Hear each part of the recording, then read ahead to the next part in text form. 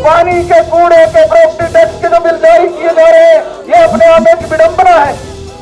हजारों में कूड़े के ही बिल आ रहे हैं, हजारों रुपए में। नहीं चलेंगे। पानी का निजीकरण की साजिश नहीं चलेगी। बहुत सारे चौकाने वाले तथ्य भी सामने आए। कुछ वार्डों में तो अभी मकान तैयार ही नहीं हुए, मात्र लेंटर पड़े हुए, वहाँ भी कूड़े के बिल जारी कर दिए गए। निगम पर हल्ला बोल, पानी व बिजली के कूड़े पर हल्ला बोल। के बिल नहीं चलेंगे। जनता के ऊपर आर्थिक बोझ डालना बंद करो। निकम्मी नगर निगम, हाय हाय। हमारे होटल बंद पड़े हैं, सब कुछ बंद था। अरे जब भैया स्कूल कॉलेज बंद है, पीजी का कोई बच्चा नहीं है, मकान मालिक को कोई अर्निंग नहीं आ रही है, तो आप किस बात के जो है उसको कूड़े के बिल 1250 रुपए भेज रहे हो? कैसे 1.5 लाख का बिल हो गया जब होटल चला नहीं, जब दुकान बंद थी? कैसे जो है 12,000 का एक तहबदारी वाले का जो बिल है वो आ गया है? जब इनके प्रधानमंत्री साहब वहाँ ये बात बोल देते हैं कि कुछ भी चार्ज नहीं करना, सब कुछ माफ कर दो, तो ये लोग नीचे उनकी बात ही नहीं मानते। यूं ये करेंगे मोदी मोदी, और जब मोदी जी ने कुछ बोलेंगे वो ये समझेंगे नहीं। पानी के बिल कईयों को तो लाखों में चले गए हैं। आम जनता के कूड़े के बिल क्यों माफ नहीं होते हैं? उसके पानी के बिल क्यों नहीं माफ होते हैं? उनका प्रॉपर्टी टैक्स क्यों नहीं माफ होता है? बड़े बड़े अरबपतियों का होता है, करोड़पतियों का होता है। घर में 2 भाई है, एक चूल्हा है, एक भाई को अलग से बिल है, दूसरे को अलग से बिल है। संजौली में एक बिल 7,96,000 रुपए का भी पानी का बिल आया है, और जो कूड़े का बिल है उसी घर का 71,000 रुपए के करीब आया है। जयराम सरकार निगम में प्रशासक जो हमारे बैठे हैं यहाँ पर नगर निगम के अंदर, चाहे मेयर है कोई भी है, उनको बुलाए, पूछे कि आप लोग कर क्या रहे हो भाई? साहब किस चीज का माफ? ये जो 1000 रुपए की सब्जी लाके दिन में बेचता है, वो भी पूरी नहीं बिकती है, अगले दिन को बच जाती है, वो आदमी 5,000 रुपए का बिल कहाँ से देगा? हमारा करीब 1.5 लाख रुपए का जो है कूड़े का बिल हमें दे दिया। बाकी ये प्रदेश जो आराम भरोसे चल रहा है। बिजली, उसकी लूट का अवसर नहीं छोड़ा है, पानी की लूट का अवसर नहीं छोड़ा है, कूड़े के ऊपर लूट का अवसर नहीं छोड़ा है। 20 लाख करोड़ का पैकेज वो कहा गया, आम आदमी के हिस्से में तो 20 रुपए भी नहीं आए। आज 500 है, कल 550 होगा, ये कौन सा नियम है? 2,84,000 का बिल है अभी एक बिल। दूसरा बिल 46,000 का है। जब आप 2016 में कूड़े की फीस देते थे तो 40 रुपए आपके लगते, और आज 80 रुपए और 2 रुपए 40 पैसे इंटरेस्ट। मतलब हमने सरकारों से इंटरेस्ट लेते नहीं सुना, सूदखोरों से सुना।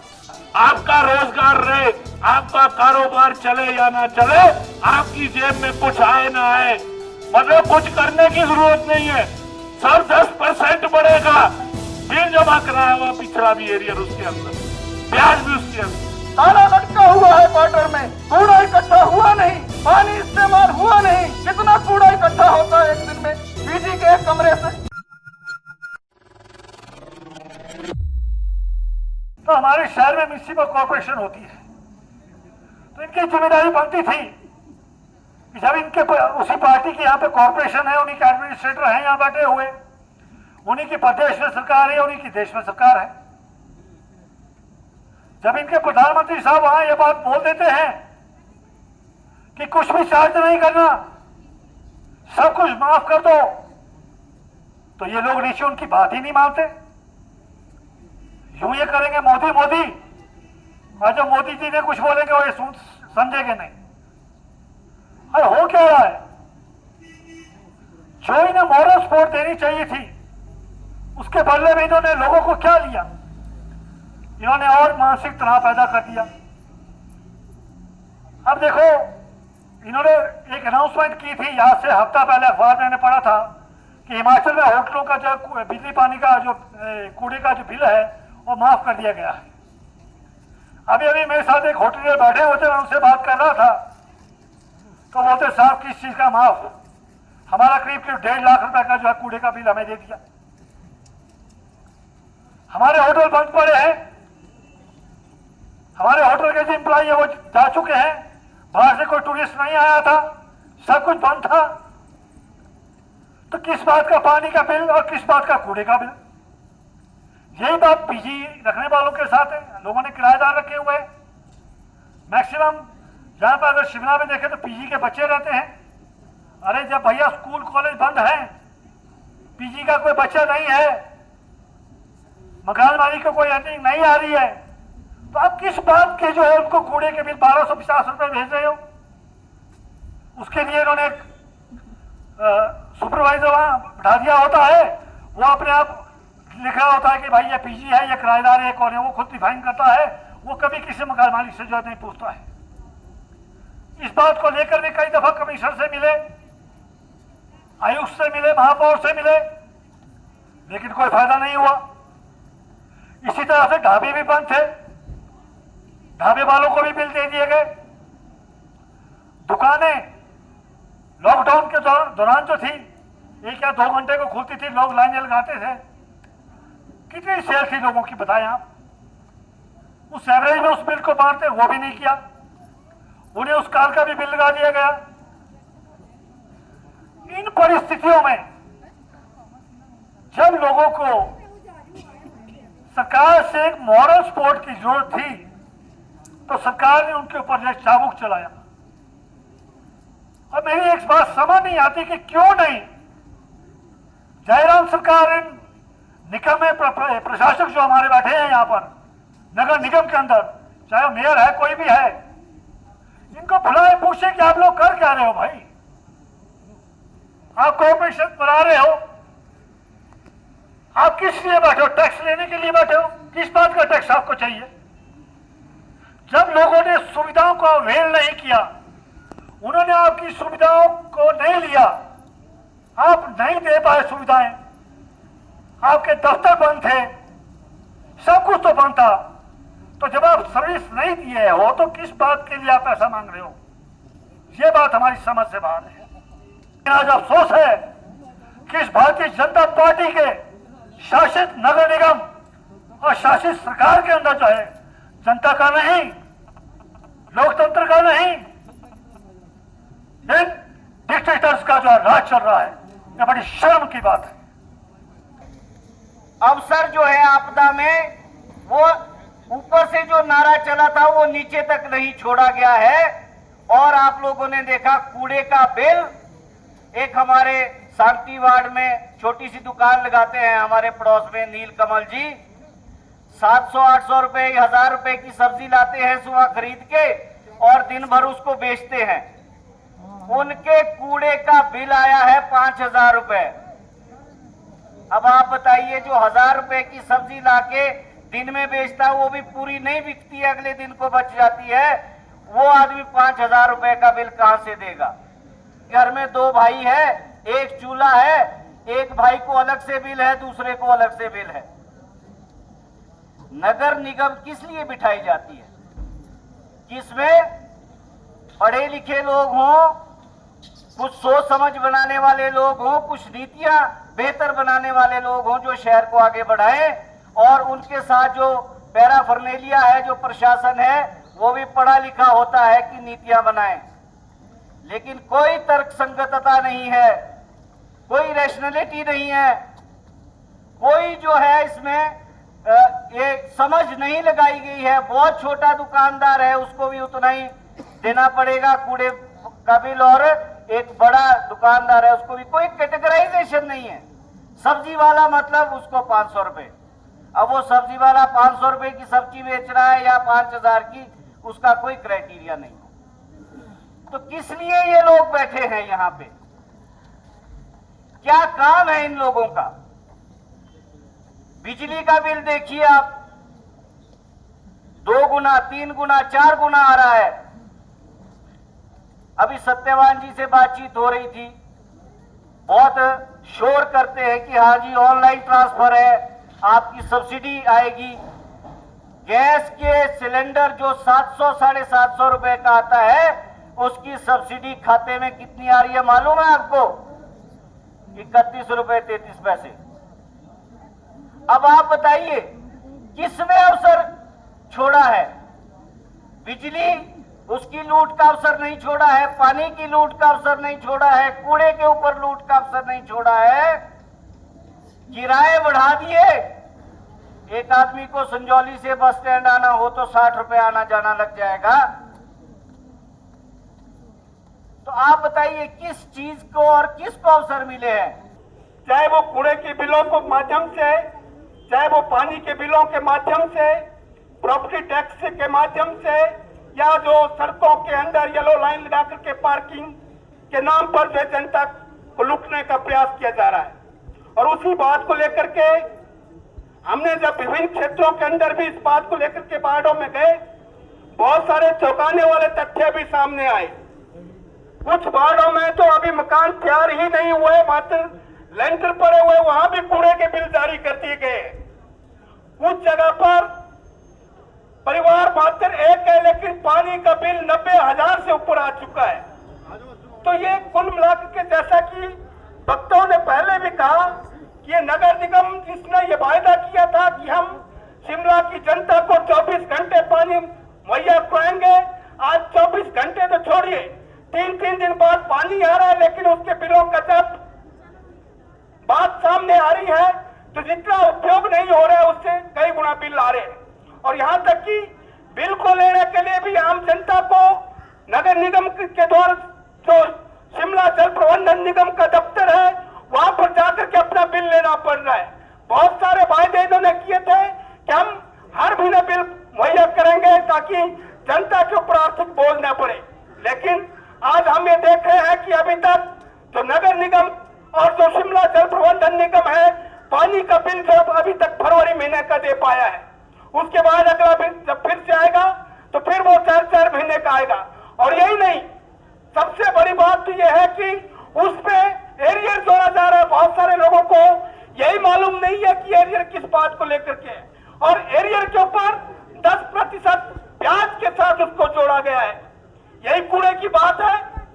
पूरा जिस तरीके से पहले साथियों ने कहा, आज मात्र जो है जो सेल्फ सोसाइटी बनाई गई नगर निगम के द्वारा, उस सोसाइटी के तहत यह प्रावधान किया गया कि उसकी हर साल बैठक होगी, हर साल उसके जो निर्णय लिए जाएंगे, लेकिन पिछले कई सालों से एजीएम की बैठक हो ही नहीं है।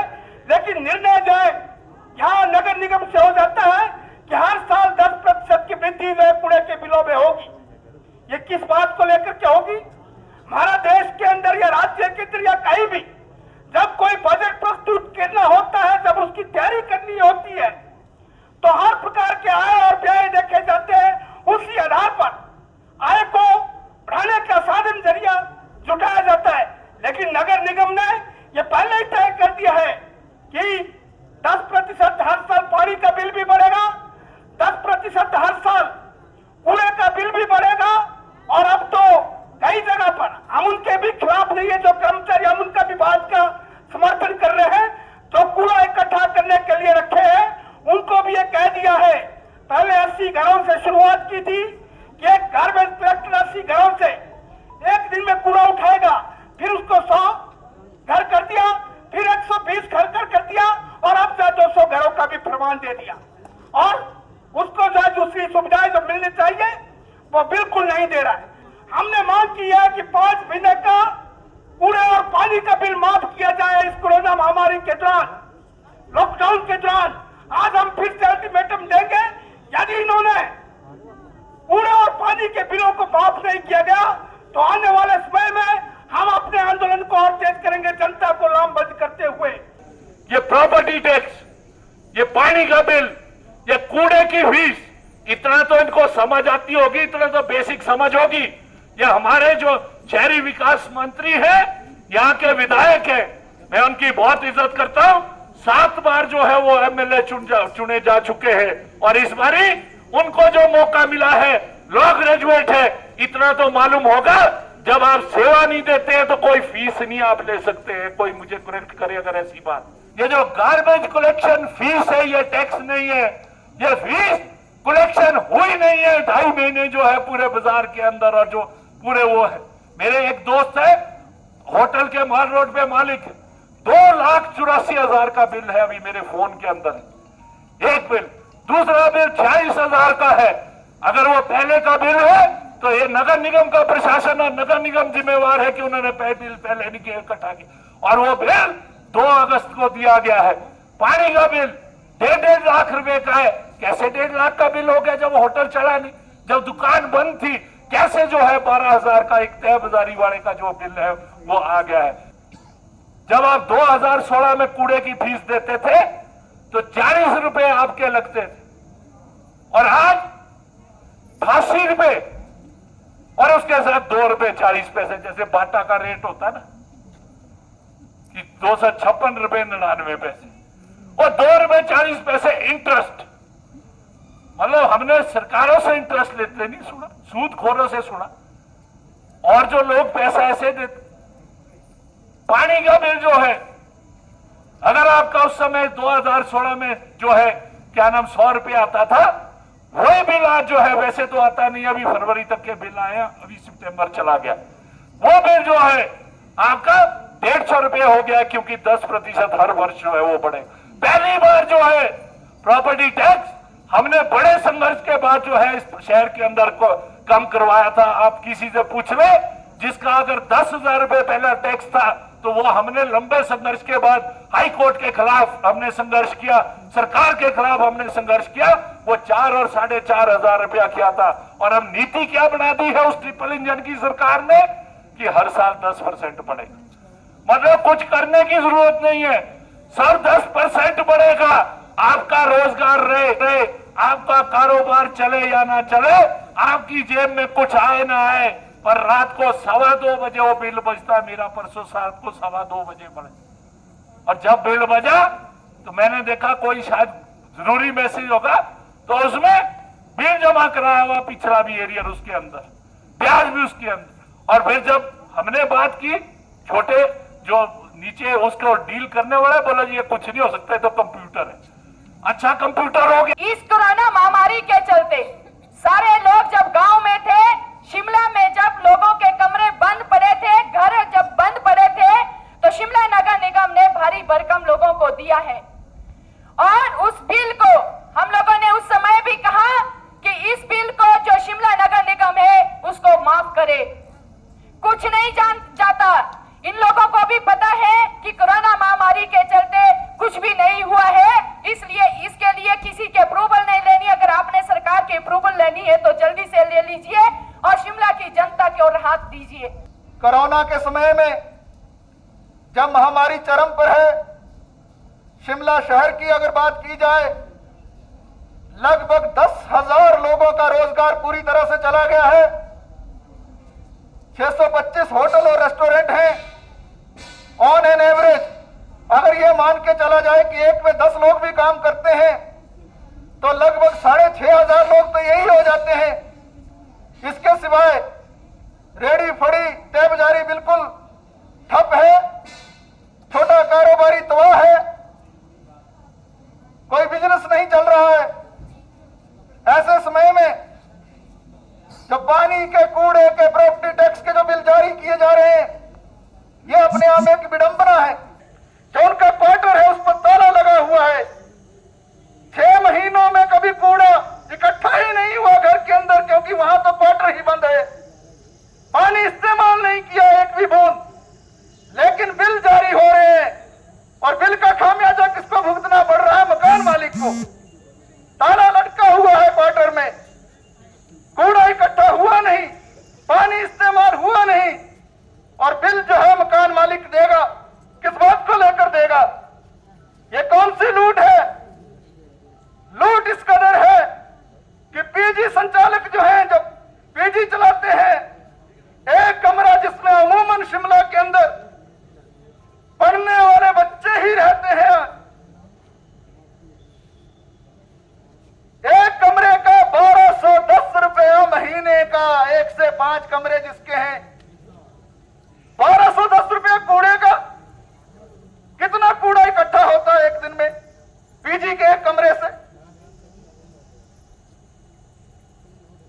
हम ये देख रहे हैं पिछले कुछ सालों में नगर निगम के अंदर कानून नाम की कोई चीज नहीं है, व्यवस्था नाम की कोई चीज नहीं है।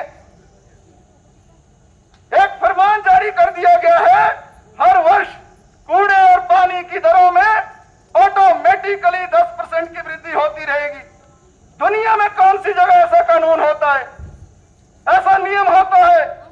हर वर्ष जो बजट तैयार होते हैं, हर वर्ष आय व्यय का लेखा जोखा प्रस्तुत होता है, हर वर्ष जो नीति बनती है,